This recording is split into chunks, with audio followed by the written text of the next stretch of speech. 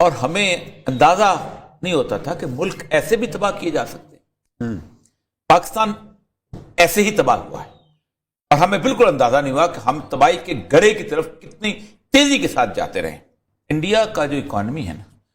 اس economy کو corporate culture جو تھا، انٹرنیشنل کارپوریٹ کلچر،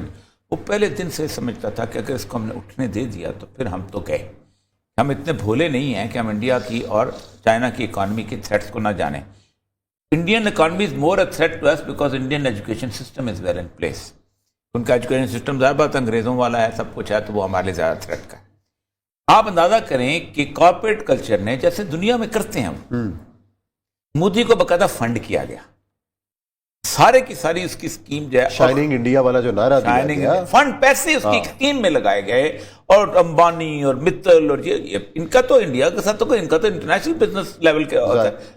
تو کیا اس لیے گیا کہ تم ایک ہارڈ لائن اختیار کرو. اچھا جنرل صاحب، کیا پاکستان کے لیے جو حالیہ برسوں کی بات کروں، خطرے کی نوعیت بدل گئی ہے اور سیکیورٹی کی جو نئی تعریف ہے اس میں پاکستانی یہ جو پالیسی ساز اداروں کی طرف سے ملکی معیشت کو بھی سیکیورٹی سے جوڑا جا رہا ہے؟ وزیر اعظم صاحب نے بھی اجلاس میں عوامی فلاح اور سیکیورٹی کا تعلق بیان کیا ہے. معیشت طاقتور نہیں تو سلامتی کی گارنٹی نہیں ہو سکتی. جب تک عام آدمی معاشی، سماجی اور قانونی حالت سے مطمئن نہیں ہوگا، ملکی سیکیورٹی کو خطرہ لاحق رہے گا. 116 ارب ڈالر جو ہیں یہ آپ کا ہے ایکسٹرنل ڈیٹ، صحیح ہے، اور 204.77 ارب ڈالر ہے آپ کا انٹرنل ڈیٹ جو آپ نے ملکی قرضوں سے لیا. بات یہ میری بہن کہ جو بھی لوگ انٹرنیشنل ریلیشنز کے طالب علم ہیں، جو بھی اپنے انٹرسٹ کی بات سمجھتے ہیں، ان کو پتہ ہے سپریم انٹرسٹ کسی بھی ملک کا ہے welfare and protection of the people of that country. یہ سپریم نیشنل انٹرسٹ ہے ہر ملک کا. انڈیا کا بذات خود چہرہ ایسا ہوتا جا رہا ہے، اور وہ واقعی آپ کو میں بتایا تھا کہ انہوں نے انڈین اکانومی کو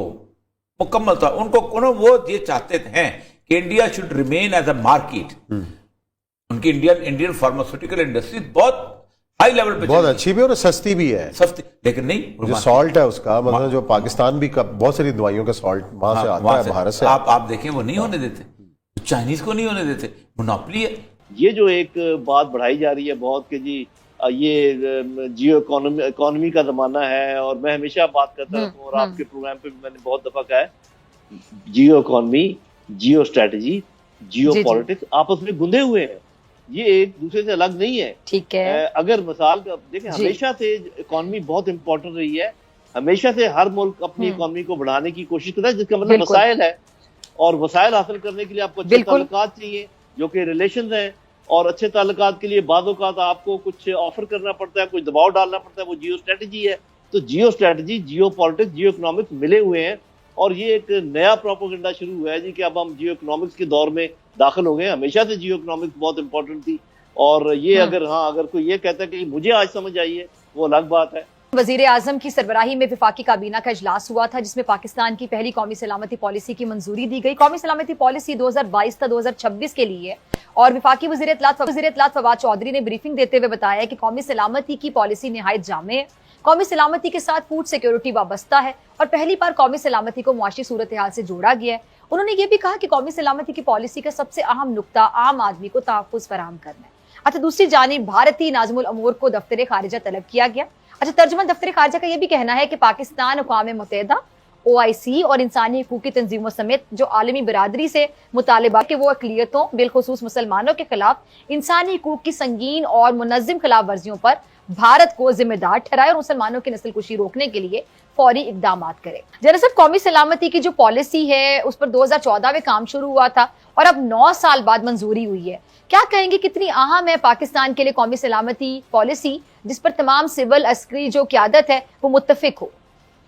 جی بہت شکریہ. بنیادی طور پہ اصل میں جہاں بھی سلامتی کا لفظ آتا ہے سیکیورٹی انگریزی میں، تو لوگ یہ سمجھتے ہیں کہ شاید یہ دفاع کے متعلق ہے، دفاعی پالیسی ہے، ٹینک اور توپوں کے متعلق ہے، لیکن ایسا نہیں ہے. سیکیورٹی کا ایک ایکسٹینڈڈ ترجمہ ہے جس کے اندر یہ ساری باتیں جن کا آپ نے ذکر کیا، تعلیم کا انتظام، اس کے بعد انصاف کی فراہمی، برابر کے معاشی مواقع فراہم کرنا، اور بہت ساری چیزیں اس میں انوائرمنٹ والی چیزیں بھی آ جاتی ہیں. تو یہ میرا خیال یہ لنک مسنگ تھا. اس لیے کہ دیکھیں ویسے تو یہ نہیں کہا جا سکتا کہ کوئی پالیسی موجود نہیں تھی، دفاعی پالیسی موجود تھی، فورن پالیسی موجود تھی، فائنانس پالیسی چل رہی تھی، لیکن ان کے اوپر مربوط طور پر ان سب کو کوارڈینیٹ کرنے کے لیے کوئی ایپیکس پالیسی جس کو کہتے ہیں ٹاپ لیول کی، وہ ریٹن فارم میں غیر موجود تھی، تو لہذا یہ خلا تھا۔ اور کیونکہ میں نے خود بھی اس پر کام کیا، یہ سرتاج عزیز صاحب کے زمانے سے کام شروع ہوا، اس کے بعد ناصر جنجوعہ صاحب نے کام کیا، پھر میں نے اس کے اوپر کام کیا، اور اب یہ شیرا صاحب ظاہر ہے کہ وہ یوسف صاحب کے سر جاتا ہے، انہوں نے اس کو مکمل کیا، اور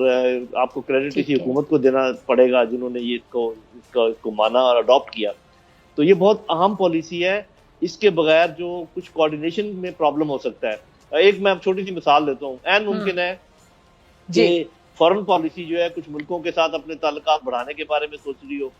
اور جو فائنانس ڈویژن ہے اس کو یہ سوٹ نہ کرتا ہو، اس کو دوسرے ملک سوٹ کر رہے ہوں، اور ڈیفنس پالیسی والے جو لوگ ہیں وہ کہیں اور سے ہتھیار لینے کی کوشش کر رہے ہوں، تو یہ پھر ایک ہوش پوش ہو جاتا ہے۔ یہ جو پالیسی ہے یہ ایک ڈائریکشن فراہم کرتی ہے، یہ ان کی کوارڈینیشن کا کام کرتی ہے، اور اس میں تمام امور جو ہیں ان کو شامل کر لیا جاتا ہے، جیسے پاپولیشن کنٹرول بھی اس کا ایسا ہے، کیونکہ یہ سب چیزیں ایک دوسرے سے جڑی ہوئی ہیں۔ تو یہ پالیسی آپ جو سمجھیں کہ عام آدمی کے تحفظ کے لیے بہت ضروری تھی، یہ نہیں کہ اس کی غیر موجودگی میں یہ کام ہو نہیں رہا تھا، اب زیادہ مربوط طریقے سے ہوگا۔ جی اچھا، آگے چلتے ہیں جنرل صاحب، کچھ ناقدین یہ کہتے ہیں کہ جی قومی سلامتی پالیسی ہر ملک کا ایک سیاسی، وہ کہتے ہیں جی اس پر ایک دستاویز ہوتا ہے، لیکن پاکستان میں ایسا نہیں ہوتا، کیونکہ یہاں پر اسٹیبلشمنٹ خارجہ امور اور جو اندرونی معاملات ہیں اس کو کنٹرول کرتی ہے۔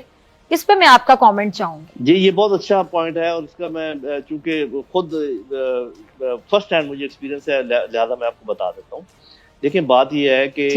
یہ ذمہ داری ہے